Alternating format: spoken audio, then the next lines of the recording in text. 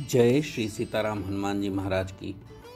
प्रिय मित्रों, मानव जीवन बड़ा ही अनोखा जीवन है। इसमें कभी सुख आते हैं तो कभी दुख। ज्योतिष शास्त्र के अनुसार जब ग्रहों का 12 राशियों में गोचर होता है तब कुछ राशियों में वह सुख का कारण बनते हैं और कुछ राशियों में वह दुख का कारण बनते हैं। इसी क्रम में राहु जो छाया ग्रह है, भ्रम या असमंजस उत्पन्न करने वाले, शनि के अनुसार फल देने वाले विच्छेदात्मक और पापी ग्रह हैं, उन्होंने 30 अक्टूबर 2023 को मेष राशि से गोचर करते हुए मीन राशि में प्रवेश किया है। अब 18 माह तक वह मीन राशि में ही गोचर करेंगे। राहु के इस गोचर का विभिन्न राशियों पर अलग अलग प्रभाव देखने को मिल रहा है। इसी क्रम में हमने पिछले वीडियो में मेष से लेकर सिंह राशि तक राहु के हो रहे गोचर के प्रभाव का विस्तृत चर्चा की थी, जिसका वीडियो आप मेरे चैनल पर जाकर देख सकते हैं। अब हमारी चर्चा में अगली राशि आती है कन्या राशि।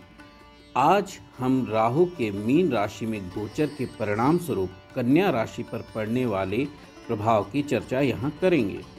राहु का यह गोचर कन्या राशि एवं कन्या लग्न वालों के लिए कैसा रहेगा, इस विषय पर चर्चा करने से पहले यदि आप अपने जीवन में आ रही किसी भी प्रकार की समस्याओं का ज्योतिषीय परामर्श एवं उपाय प्राप्त करना चाहते हैं तो स्क्रीन पर दिए जा रहे मेरे व्हाट्सएप नंबर पर आप संपर्क कर सकते हैं।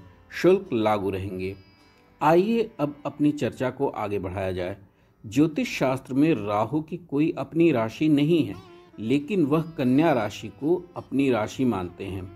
इसके फलस्वरूप कन्या लग्न एवं कन्या राशि के जातकों के लिए राहु जन्म कुंडली में कारक बन जाते हैं। वैसे तो राहु विच्छेदात्मक ग्रह कहे जाते हैं, किंतु कन्या लग्न एवं कन्या राशि के जातकों के लिए राहु उत्तम फल प्रदायक बनकर कार्य करते हैं। राहु एक छाया ग्रह है और ज्योतिष शास्त्र में राहु को शनि के समान अर्थात शनि के समान प्रभाव देने वाला कहा गया है।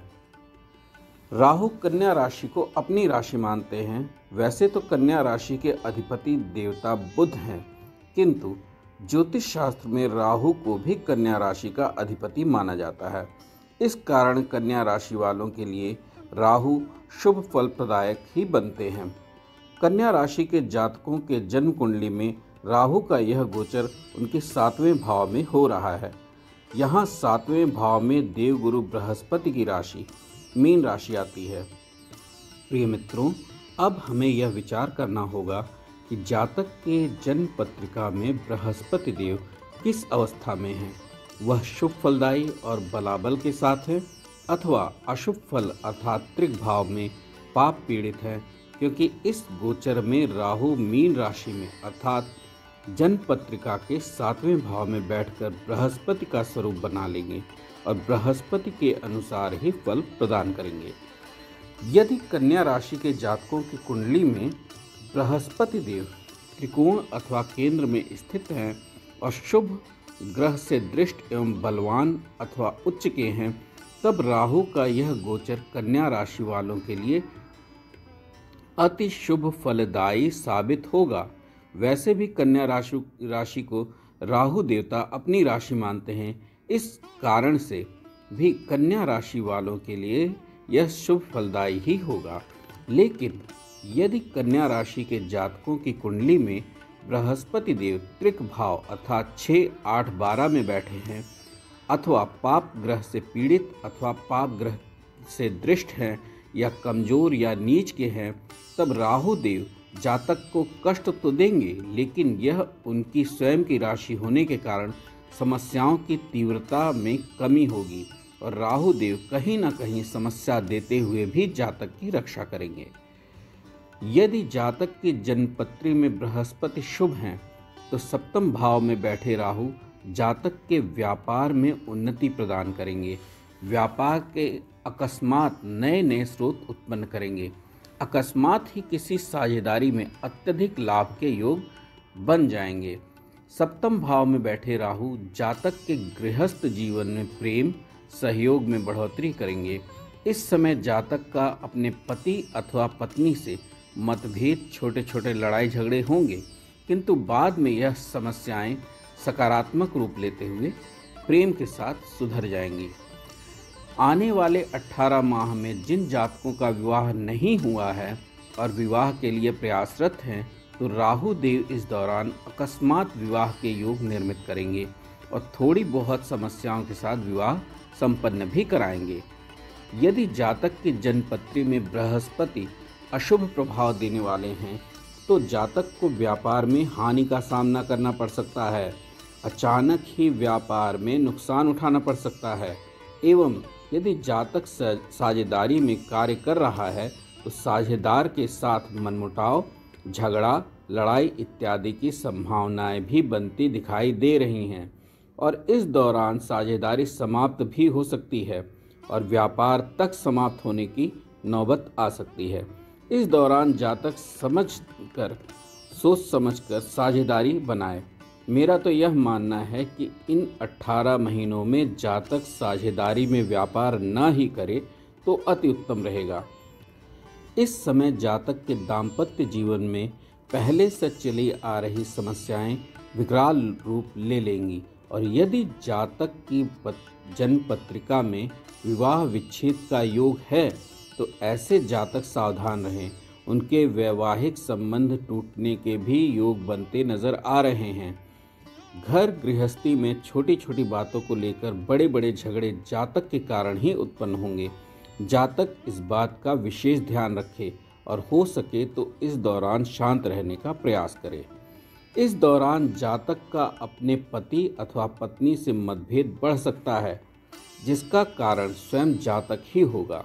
जिन जातकों के विवाह होने की संभावनाएं बन भी रही हैं, उन्हें भी राहु देव खत्म कर देंगे और विवाह होने में बहुत सारी समस्याएं उत्पन्न कर देंगे। अतः ऐसे जातकों को सुझाव दिया जाता है कि वे अपनी जन्म कुंडली का विश्लेषण अवश्य करवा लें और राहु के प्रबल उपाय पर अवश्य ध्यान दें और प्रबल उपाय करें, जिससे विवाह इत्यादि में जो समस्या आने वाली है उसका निदान हो और विवाह संपन्न हो सके। आइए अब हम राहु की दृष्टियों के बारे में जान लें। ज्योतिष शास्त्र में राहु को बृहस्पति देव के समान 3 दृष्टियां प्राप्त हैं। राहु जहां बैठते हैं वहां से वह 5वें भाव, 7वें भाव और 9वें भाव को देखते हैं। कन्या राशि के जातकों की जन्म कुंडली के 7वें भाव में बैठे राहु की प्रथम दृष्टि कुंडली के एकादश भाव पर अर्थात आय भाव पर पड़ेगी। यदि जातक की जन्म कुंडली में बृहस्पति देव शुभ स्थिति में बलाबल के साथ स्थित है, तब जातक को चारों तरफ से हर प्रकार की आय होना प्रारंभ हो जाएगी। जातक को अचानक से बड़े आर्थिक लाभ प्राप्ति के योग बनते दिखाई दे रहे हैं। इस 18 माह में जातक की आकांक्षाओं और इच्छाओं की पूर्ति के योग बनते दिखाई दे रहे हैं। जातक को मित्रों का पूरा सहयोग प्राप्त होगा। यदि कोई कार्य बिगड़ रहा होगा तो अचानक ही किसी मित्र के सहयोग से वह कार्य संपन्न हो जाएगा। इस दौरान जातक को बड़े भाई बहन एवं चाचा का पूरा सहयोग प्राप्त होगा। यदि जातक की जन्म पत्रिका में बृहस्पति देव अशुभ स्थिति में, पाप प्रभाव में अथवा पाप ग्रह से दृष्ट, अंश बल से कमजोर हैं, तब जातक को अचानक से बड़ी आर्थिक हानि उठानी पड़ सकती है। जातक की आय में बाधा भी उत्पन्न हो सकती है। जातक की आकांक्षाएं और इच्छाएं पूर्ण होने में संदेह की स्थिति बनती दिखाई दे रही है। मित्रों का सहयोग बिल्कुल भी प्राप्त नहीं होगा, बल्कि मित्र आश्वासन तो देंगे लेकिन साथ नहीं देंगे। इस दौरान मित्र से विश्वासघात भी प्राप्त हो सकता है, अतः सावधानी रखें। इस दौरान जातक को बड़े भाई बहन और चाचा से कोई भी सहयोग प्राप्त होता नहीं दिखाई दे रहा, अतः उसके स्थान पर विश्वासघात होने की संभावना भी उत्पन्न हो रही है। अतः जातक अपनी जन्म कुंडली का विश्लेषण अवश्य करवा ले एवं बृहस्पति देव की स्थिति का पूर्ण अवलोकन किसी विद्वान ज्योतिष से अवश्य करवाएं। अब आइए राहु की द्वितीय दृष्टि की बात की जाए। कन्या राशि के जातकों की जन्म पत्री में सप्तम भाव में बैठे राहु की द्वितीय दृष्टि लग्न भाव पर पड़ रही है, जिसके परिणाम स्वरूप यदि जातक की जन्म पत्रिका में बृहस्पति देव शुभ स्थिति में बलाबल के साथ स्थित है, तब जातक के ज्ञान में वृद्धि होगी, समाज में मान सम्मान बढ़ेगा, मुखमंडल पर एक विशेष आभा उत्पन्न होगी। इस दौरान जातक को नए नए विचार मस्तिष्क में उत्पन्न होंगे। जातक की आध्यात्मिक प्रवृत्ति जागृत होगी। जातक का मन पूजा पाठ की तरफ आकर्षित होगा। यदि जातक की जन्म पत्रिका में बृहस्पति देव अशुभ स्थिति में, पाप प्रभाव में अथवा पाप ग्रह से दृष्ट, अंश बल से कमजोर हैं, तब जातक का मन व्यग्र रहेगा, हमेशा एक भ्रम की स्थिति बनी रहेगी। जातक का मन धार्मिक कार्यों से विरक्त होगा। जातक छोटी छोटी बातों पर गुस्सा करेगा। जातक की याददाश्त पर भी बुरा प्रभाव पड़ेगा। छोटी छोटी बातें भूलने की समस्या उत्पन्न हो जाएगी और जातक इस समय जो निर्णय लेगा, ज़्यादातर निर्णय वह गलत साबित होंगे। इस समय जातक के मन मस्तिष्क में नकारात्मक विचारों का प्रभाव बढ़ जाएगा और यदि जातक के जन्म कुंडली में चंद्रमा राहु से युक्त अथवा चंद्रमा राहु का किसी भी प्रकार संबंध है, तब जातक को इस दौरान मानसिक रोग भी उत्पन्न होगा। अब राहु की अंतिम दृष्टि अर्थात तृतीय दृष्टि की चर्चा की जाए। कन्या राशि के जातकों की जन्म कुंडली में सप्तम भाव में बैठे राहु की नवम दृष्टि कुंडली के तृतीय भाव पर पड़ रही है। यदि जातक की जन्म कुंडली में बृहस्पति देव शुभ स्थिति में बलाबल के साथ स्थित हैं, तब जातक के पराक्रम में अभूतपूर्व वृद्धि होगी। जातक ऐसे अकल्पनीय कार्य भी कर जाएगा जिसकी जातक से आशा नहीं की गई थी। जातक को अपने छोटे भाई बहनों का पूरा सहयोग प्राप्त होगा। किसी कार्य विशेष में छोटे भाई बहनों का आकस्मिक सहयोग जातक के बिगड़ते काम को बनाने में सहयोग करेगा। यदि जातक की जन्म पत्रिका में बृहस्पति देव अशुभ स्थिति में हैं, पाप प्रभाव में अथवा पाप ग्रह से दृष्ट, अंश बल से कमजोर हैं, तब जातक द्वारा बिना मतलब के कार्य किए जाएंगे जिनका कोई लाभ नहीं प्राप्त होगा।